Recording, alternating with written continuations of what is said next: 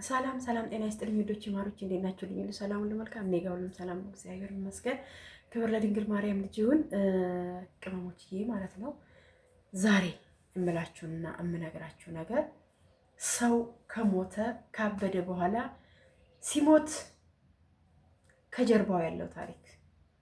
መልካም ሰርቶ መሞት መልካም ነው። የሆነ በቃ ሰው ሲሞት ወሬው ብዙ ነው። ሲያብድም በምን አበደ፣ ማናሳበደው፣ እንዴት አበደ፣ ሲያብድም ወሬው ብዙ ነው። ምራቅ የሚመጣው ከንፈሩን የሚመጣው ብዙ ነው። ስለዚህ ውዶች፣ የማሮች፣ ቅመሞች ማለት ነው ይሄን ልላችሁ የቻልኩበት እንግዲህ ምክንያት አንድ ምን የመሰለች የምታምር የመዳም ቅመም መንገድ ላይ ራሷን ስታ ስትዞር ነበረ። ቪዲዮ ብዙ ጊዜ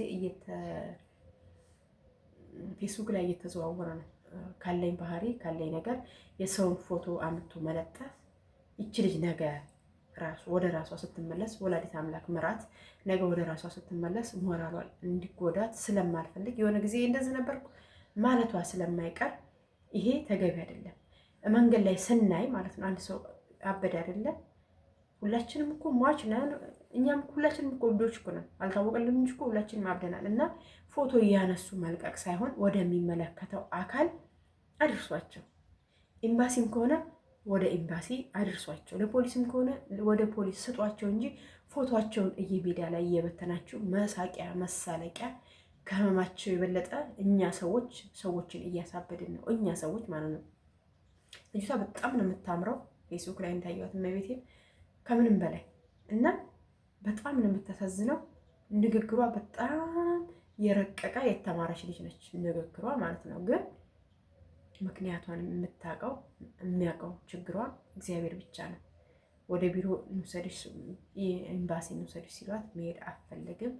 ወንድሞቼ፣ እህቶቼ፣ አባቴ ነው የምትለው።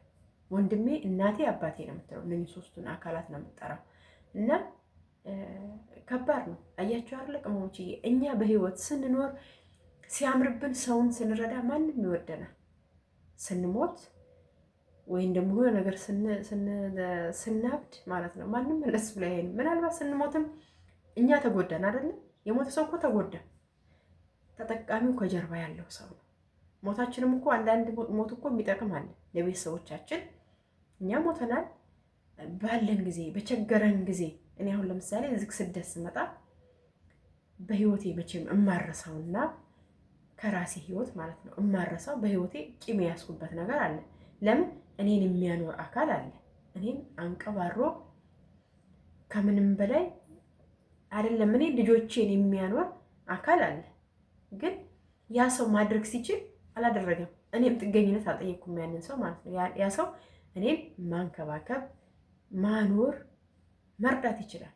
ስደት የምወጣ ሰው አይደለም ነበር። ግን ያ ሰው ለእኔ ምንም ነገር በቃ ወደ ስደት ልወጣ ነው ምናምን ብዬ ስነግረው ምንም ነገር የሆነ በቃ አለ አይደለም ይሄ እኮ አለ ባንክ ላይ እኮ ያለ ብሰሪበት አላለኝም። እኔ ንግድ ከስሬ የመጣሁት እና ብሰሪበት ይሄ እኮ አለ እንደው ይሄንን ብታረጊ እኮ አላለኝም። እሱ ግን እኮ ለእኔ ልጆች የሚበቃ ንብረት አለው። ለእኔ ልጆች የሚበቃ ሀብት አለው። ስሙንና ማንነቱን አልጠቅስላችሁም። ለምን ይሄ ታሪክ ስለሆነ ሂስትሪ ስለሆነ ያ ሰውም ሊያዩ ስለሚችል ማለት ነው። ሲያዩ ይገባዋል በራሱ ጊዜ እና በዙሪያው በዛ ሰው አካባቢ በዙሪያ ያለው ሰው አካባቢ ሰው ራሱ ማለት እንዴ ለምን ልጅቷ ሄደች? ይሄ እኮ ቢደረግላት ይሄ እኮ አለ ይሄ ቢደረግላት ማን የሚለው ዘመድ የውጭ ዘመድ ራቅ ያለው ሰው ይሄ እኮ አለ ይሄ ቢደረግላት እኮ ባትሄድ እንደው አሁን ስደት እንደው አይበቃትም? ከአሁን በፊትም ሄዳ እንደው ሰው ረድታ እኮ ባዶ እጇን ቀረች። አሁን እኮ ብትቀር ባትሄድ ያው እንግዲህ ትሞክረው ተባልኩኝ እና ይሄ ልላችሁ የቻልኩበት ምክንያት ውዶቼ እኔ ዛሬ ብሞት ማለት ነው ሁላችንም ወደ ሞት ያጅነናል። እኔ ዛሬ ብሞት ያ ሰው በጣም ታዋቂ ነው፣ ብዙ ዘመዶች ያሉት፣ ብዙ እንትኖች ያሉት። ያ ሰው በእኔ ስም የዝን ያገኛል። እግዚአብሔርን ሸንጓለው በእኔ ስም የዝን ያገኛል። በእኔ ስም ትልቅ ባለስልጣኖች የዝን ይሰጡታል። እኔስ ዛሬ ብታመም ያ ሰው በእኔ ስም በሱ ስም እታከማለሁ? አልታከምም። እኔ የሆነ ነገር ብሆን በሱ ስም እኔ ምንም ነገር አልረዳም። ምንም ነገር ቢሆን ማለት ነው።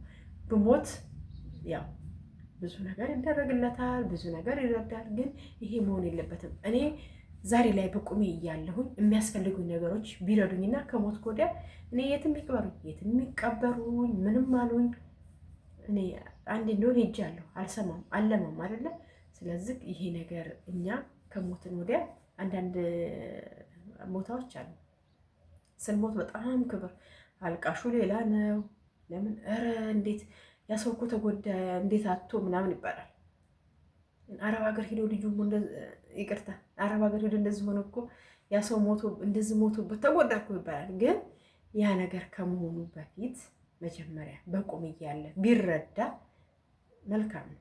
እና ወዶቼ እህቶቼ እኛ ከተጎዳን በኋላ ተጎዳን ነው ተጎጂዎች እኛ ነን። ብንሞትም የምንጎዳው እኛ ነን፣ ህይወታችንን ሳንኖር ስለሞት እንጂ ከጀርባ ያለው ሰው ችግር የለበትም። ከጀርባ ያለው ሰው ይኖራል፣ በነፃነት ይኖራል ከጀርባ ያለው ሰው። እኛ ግን እዚህ ነፃነታችን አተን ደክመን ጥረን ብዙ ጣውረዶችን አይተን ብዙ ትግሎችን ታግለን የምንኖረው የምንጎዳው እኛ ነን። ስለዚህ ውዶቼ እህቶቼ አብራችሁ 2-3 ሆናችሁ የምትኖሩም እርስ በርስ እስኪ ተጠያይቁ።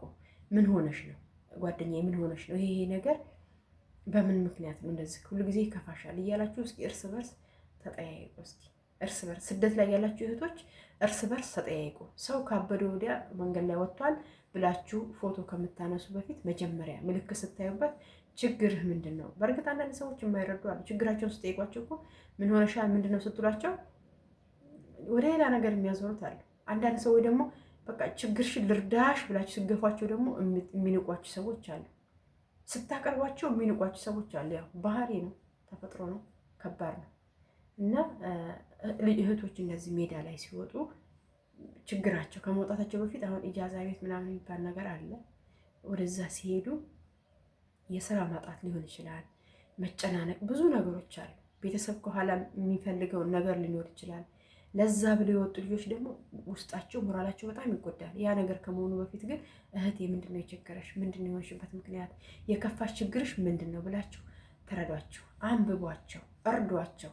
ቤተሰብም ደግሞ ልጆቻችሁ የሆነ ለውጡ ስታዩባቸው ልጄ ይሄ ነገር ይበቃናል፣ እስኪ ልመዱ። እስኪ ብር ብቻ ሳይሆን ከልጃችሁ መጠበቅ ያለባችሁ አስከሬንና አብዳ ከምትመጣ በፊት ልጄ እንደዚህ ጤናሽ እኮ የማይሆን ከሆነ በጸበል በቃ ነይ ወደ ጸበል ትገቢያለሽ፣ ያለውን ይበቃናል። ከአሁን በፊት አያቶቻችን ተሰደው አይደለም የሚኖሩት አይደል? ቅድመ አያቶቻችን እኮ ስደት መጥቶ አይደለም የሚኖሩት፣ እዛው ኢትዮጵያ ነው የኖሩት። ስለዚህ እስኪ ያንን ነገር ያለንን አብረን እንካፈላለን፣ እንዳለን እንኖራለን፣ እንደ ቤታችን እንኖራለን በሉ እስኪ እህቶችም ወንድሞችም። እህትሽ አረብ ሀገር ስለሆነች ይህን ውይ ላኪልኝ፣ ይሄን ልብስ ላኪልኝ፣ ይሄን እንደዚህ ስልክ ላኪልኝ ብላችሁ እህታችሁን ከምታጨናንቋት እህታችሁ እኮ ከፍቷት ነው እዚህ የምትሰራው። ብዙ ነገሮች አይታ ነው። እናንተ ዛሬ ብዙዎች የአረብ ሀገር ገረድ ሆና ያስተማረቻችሁ እህቶቻችን ትልቅ ደረጃ የደረሳችሁ እህትና ወንድሞች አላችሁ፣ ትልቅ ደረጃ። ግን የአረብ ሀገር መንገድ ላይ ስታዩ እኮ እንዴት እንደምትጸየፉ፣ በተለይ የሆነ ቢሮ ላይ ያላችሁ እኮ የአረብ ሀገር ሴት ስታዩ እንዴት እንደምትጸየፉ። እኔ ፖሊስ ጣቢያም ሄጃለሁ፣ የሆነ ፓስፖርት ጠፍቶብኝ። መልሳችሁ እኮ ጥሩ አይደለም፣ አስተያየታችሁ እኮ ጥሩ አይደለም። እና ይሄ ነገር ቢቀር ብታከብሩ፣ እኛም እኮ ከእናንተው ማህበረሰብ የወጣን ከእናንተው ቤተሰብ ውስጥ የወጣን አለ። ከኢትዮጵያ ቤት ነን፣ ኢትዮጵያውያን ነን። ስለዚህ በሄድንበት ቦታ እንደ እብድ ባትቆጥሩ። አውቀን አይደለም ያበር ነው። የእናንተው ንግግር የእናንተው የብር ጥማት ነው እኛን ያሳበደን እንጂ ማንም ማበድ ፈልጎና መሞት ፈልጎ አይደለም የሚሞተው። ብዙ እህቶቻችን ራሳቸውን የሚያጠፉት ወደው አይደለም። በነገራችን ላይ ከአቅማቸው በላይ የሆነ ነገር ሲገጥማቸው የማያልፍ እየመሰላቸው ራሳቸውን ያጠፋሉ። ግን የሚያልፈው ምንድነው? ቆራጥ ስትሆኑ ብቻ ነው። ቁረጡ በቃ። እናትም ከሆነች ያደረገለች ይችልናል ታደርጊያለሽ፣ ከዛ ወዲያ ታቆሚያለሽ። ለምን የሚያስፈልጋትን እንዴ? ፍላጎት እኮ ብዙ እኮ ነው። እናትሽ ፎቅ ቤት ቪላ ቤት ገንቢልኝ ካለች መገንባት አለብሽ እንዴ? አትችይም። አንቺስ ማንም የሚገነባልሽ ነገር አንቺ ነው። ለእናትሽ የሰራሽው ቤት እኮ ወንድም ካለሽ ወንድምሽ ነው ሚስት አግብቶ የሚኖርበት። ይቅርታ አድርጉልኝና እውነቱን ስናገር ማለት ነው። ወንድምሽ ሚስት አግብቶ ለእናትሽ ብለሽ የሰራሽበት ቤት ወንድምሽ ሚስት አግብቶ ይኖራል። የምትመጣው ማነች? በዓል ነች፣ ምራት ትመጣለች። የሚኖሩበት ወንድምሽ ነው እንጂ አንቺ አትኖሪበት። አንቺ የት ነው የምትኖሪ? ውጭ ነው የምትኖሪ። በእንግድነት ነው እዛ ቤት የምትኖሪ እንጂ ሰራሽ ቤቴ ብለሽ መጠየቃችን። ቄሱ ያሉትን ሰምታችኋል አለ። ቄስ ተብዬው ያሉትን ባለፈው ሁላችሁም አይታችኋል። ከሰማይ ባላ ይቆረጣል እንጂ ቦታውን አልሰጥም፣ ቤቴን አልሰጥም፣ የኔ ነው። ስለዚህ ማንም ቢሆን ማንም ጥቅም ወዳድ ነው። እኔም ቢሆን ተላከልኝ አይደለ? በቃ ብሩ የራሴ ነው ይመስለኝ የራሴ ነው። ስለዚህ የሰው ገንዘቡና ሙቅ ውሃ አይጠገብም ይባላል። የሰው ገንዘብ ማንም የሚጠግብ የለም። ለምን? ላቡ አይደለም። ስለዚህ ውዶች ከማበዳችንና ከመሞታችን በፊት ራሳችንን እንሆን። ራሳቸውን የሚያጠፉት እህቶች ትልቁ ምክንያት ወንዶችና ቤተሰቦቻቸው ናቸው። ብዙ እህቶቼ ደግሞ እናቴ እኮ ብዙ መስዋዕትነት ከፍለ አሳድጋኛለች። ኦኬ ያሳደገችሽን አረግሽላት፣ የሚያስፈልጋትን ነገር አደረግሽ፣ ግን ብዙ ፕሮሰስ ትሄጃለሽ። እናትም እኮ አንዳንዴ አታስብም እኮ ልጄ በቃሽ፣ ነይ ለወግ ለማድረግ ብቂ፣ አገርሽ ላይ ይበቃሻል አይሉ። የእርሻ መሬት እናት የእርሻ መሬት ባህር ዛፍ እያላቸው ከብቶች እያላቸው ከልጃቸው ብር ይጠብቃሉ። ባህር ዛፍ ዛሬ ስንት ነው እናውቃለን አይደል?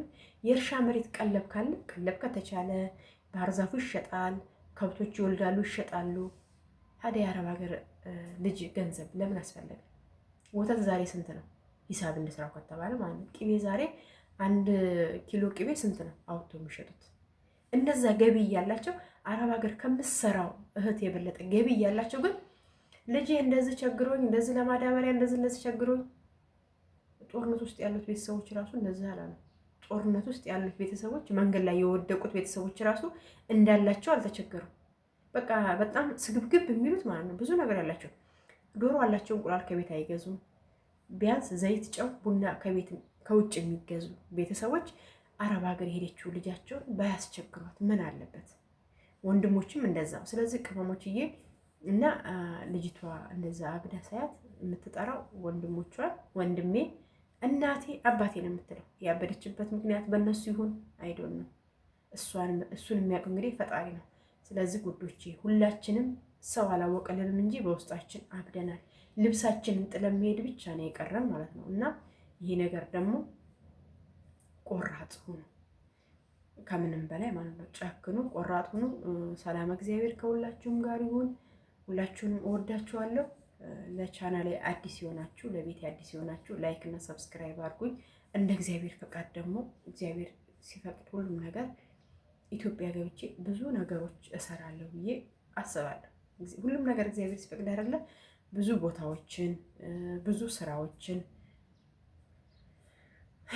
እያደር እንግዲህ እያየን እንሄዳለን። ከአመት በኋላ እንደ እግዚአብሔር ፈቃድ አመት ነው የቀረኝ። ያ ነገር ሲያልቅ ደግሞ ያሳደገችኝን ሰንበት ትምህርት ቤት ቤተክርስቲያኔን ወደዛ እየሄድኩኝ እስካሁን ብዙ አሳደገችኝ እንጂ አልጠቀምኳትም። ስለዚህ ወደዛ እየሄድኩኝ ደግሞ ብዙ ነገር አሳያችኋለሁ። ብዙ እህቶቻችን የት ነው ያሉት? ምን እየሰሩ ነው? ከአረብ ሀገር የተመለሱ እህቶቻችን ምን እየሰሩ ነው የሚለውንም ደግሞ ኢትዮጵያ ሄደን አሳያችኋለሁ። ብዙ የገቡና በጣም ኃይለኛ ስራ እየሰሩ ያሉ እህቶች እንዳሉ ሰምቻለሁ። እንግዲህ በአካል ሄጄ ነው የማሳያችሁ። አገሬ በአካል ሄጄ አሳያችኋለሁ። እንግዲህ ሰላም እግዚአብሔር ከሁላችሁም ጋር ይሁን። ለቻናል አዲስ የሆናችሁ ላይክ እና ሰብስክራይብ አድርጉኝ። ደህና ሁኑ።